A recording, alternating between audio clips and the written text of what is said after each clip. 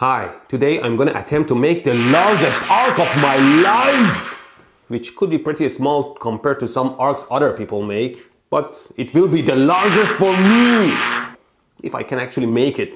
And of course, it goes without saying, don't try this at home. All I need is my super high voltage generator circuit that's affecting my lights, combined to something called a Marx generator. Marx generator is made of multiple similar stages of high voltage capacitors, resistors, and spark gaps to make an already high voltage DC input into a super high voltage output. And I'm thinking I could probably use my super high voltage capacitor I made a while back. I made my capacitor using 2 layers of aluminum foil separated by some plastic that should be able to handle tens of kilovolts.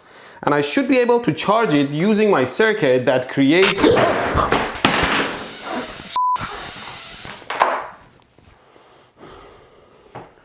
Clearly I haven't learned my lesson. Damn it. Burn my skin too. Handling high voltage is very dangerous and can easily kill you if you don't have a horseshoe up your butt.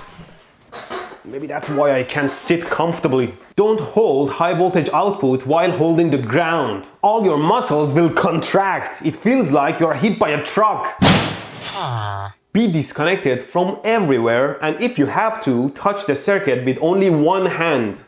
Anyway, let me see if I can use my rectified voltage to charge my huge capacitor. It should just take a moment. What the I managed to kill my self-made capacitor. See, the insulation was damaged here and the high voltage jumped between the layers and melted the capacitor. See, now the capacitor can't handle the high voltage at all.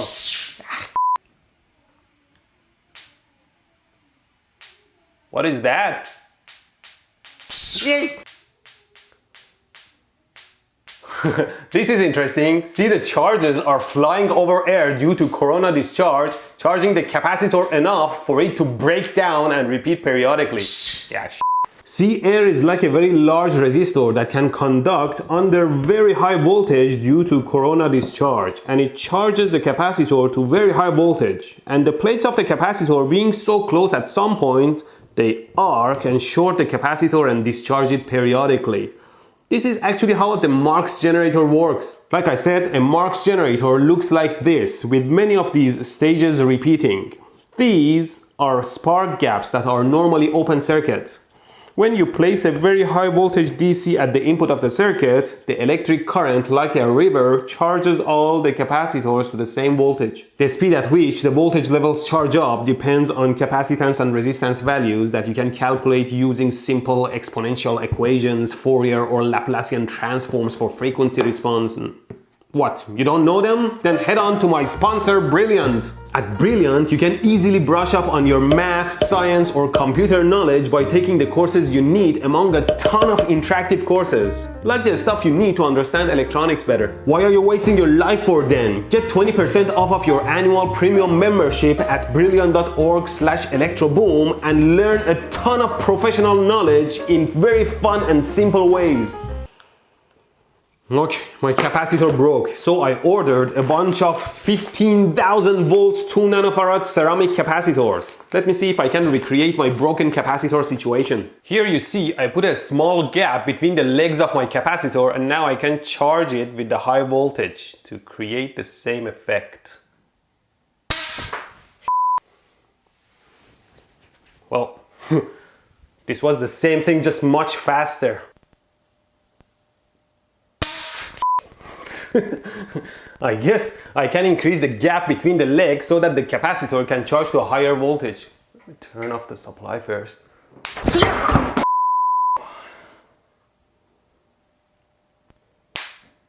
Capacitors hold charge and can shock you badly. Make sure to discharge them before you touch them. Here's a wider gap. It's not jumping anymore.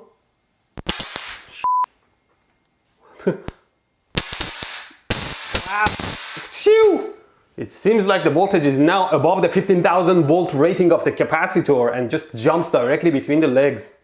I might have to put 2 of them in series then. Anyway, Mark's generator uses the same concept, quite a simple but smart voltage multiplier. The way it works is, imagine you have 10 capacitors like this and you go around and charge them one by one to say 100 volts. Then you connect them all in series.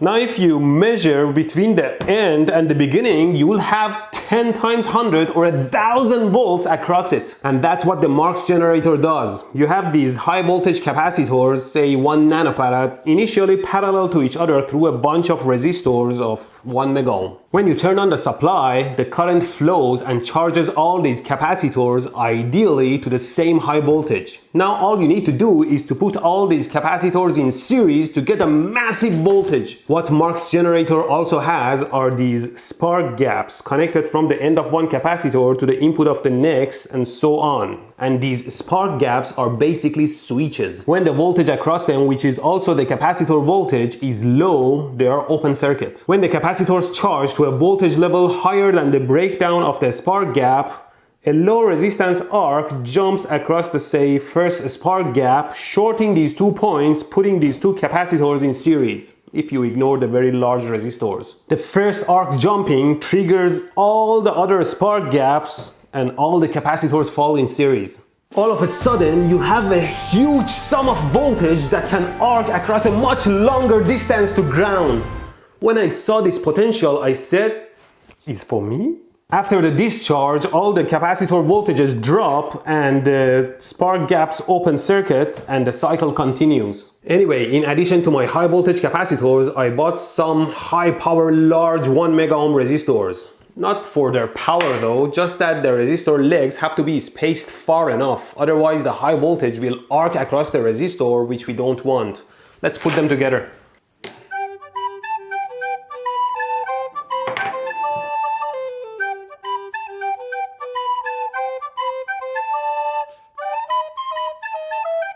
Fortunately, I have these nice and round thingies I want to use for my spark gaps. These things are used on these curtain pull thingies. I solder them to a pin like this.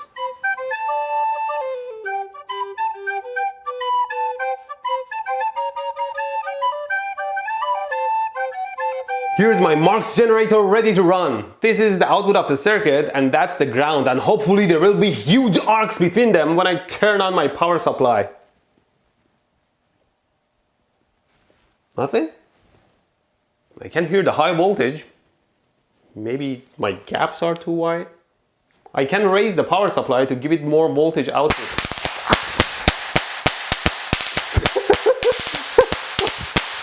What's going on?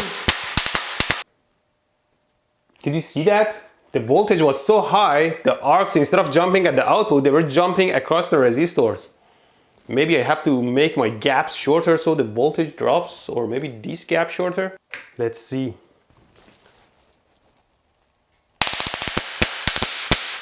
Hey, I have some at the output. Still jumps across the resistors. I think I have to make my gaps shorter. I made my gaps shorter now.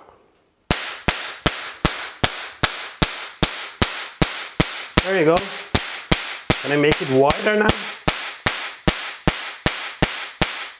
Wow. Start jumping across the resistors. But that's large. Here's the room a bit darker. God, this is loud. That's not bad. Sometimes it jumps across the resistors though. Higher voltage. See, it's jump. Oh, what happened?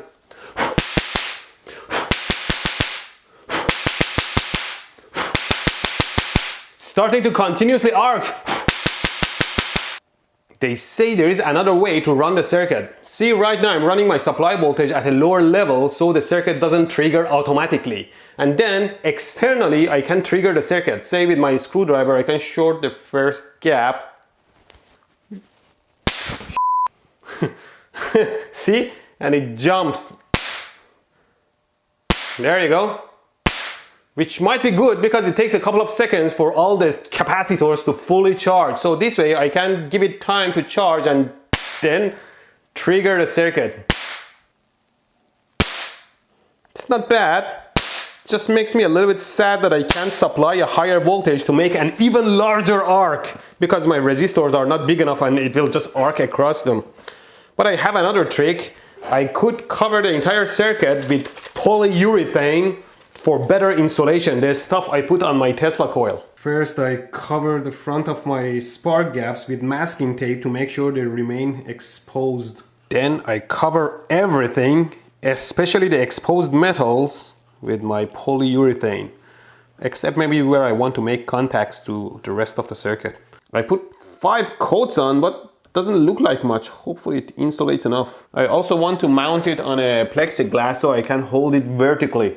I don't know if this polyurethane made it any better. I'm still losing a lot of charge due to corona discharge. What's going on? Well, here we are. Let's see if it works. Not jumping. Do I have to trigger it myself maybe? Hey! Maybe I need to adjust the gaps again. I would say the polyurethane had a bad effect on it. I wouldn't add it next time. There we go. It is still pretty big. It's beautiful. Maybe I'll remake it later to make the arcs even larger. I mean, is there ever an end to this adventure? Now you might ask, what's the point of this super high voltage generator? What's wrong with you? Can't you see she's sexy? Well, this can be used for lightning tests and some future video ideas. Subscribe not to miss them. But you know what you need to do? You need to go to brilliant.org/electroboom. Not only to get 20% off, but because it's a gold mine of very well made interactive courses on math, science and computer. You can even download their app on your phone, so instead of wasting time commuting to school or work, you can learn about neural networks, geometry, quantum computing, or whatever interests you in your own time. Brilliant is a very easy and efficient way to bring your knowledge up to speed for your next project or job opportunity. What I love about Brilliant is that the courses have visual arts and are interactive to keep you engaged. And they end in quizzes to make sure your brain gets some fun exercise so you won't forget. They really made learning fun and engaging. So don't forget to follow my link and start filling your brain with gold. And thanks for watching.